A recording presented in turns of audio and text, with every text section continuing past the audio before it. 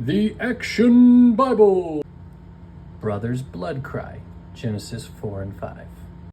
Outside the Garden of Eden, the land is barren, hot and dry. Weary, alone, and frightened, Adam and Eve search until they find a place to make home.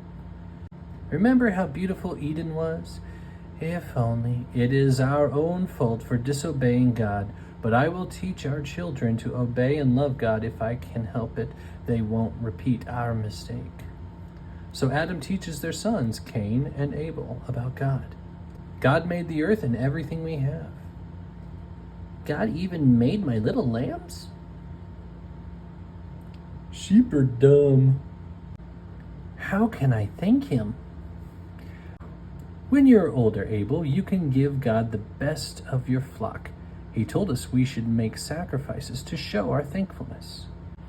As the boys grow to manhood, Abel plans for the day when he can give his thank offering to God. But Cain thinks only of his crops. If Abel gives God a sacrifice, I'll have to offer one too.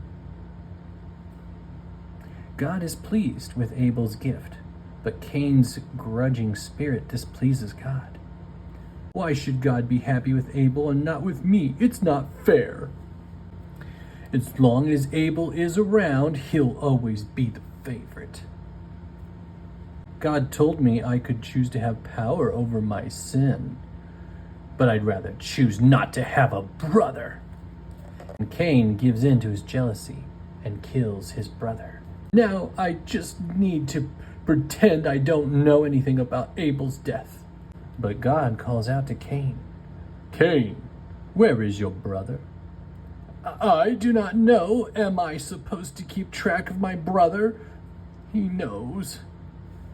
Your brother's blood cries out to me from the ground. From now on, the ground will yield no fruit for you, and you will wander the earth until your death.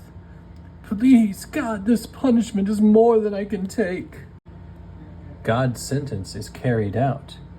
Cain flees to a land called Nod. Eventually, he will get married and start a family and build the first city, which he will name for his son Enoch. But in the meantime, Adam and Eve are heartbroken over losing both of their sons. Our house is so empty now. Adam, will we always be alone like this? We brought this tragedy on ourselves. So did Cain. But God has been good to us. Let us ask him how to help us now. And in time, God gives Adam and Eve a third son. We'll call him Seth. And we'll teach him to obey God, the way Abel did.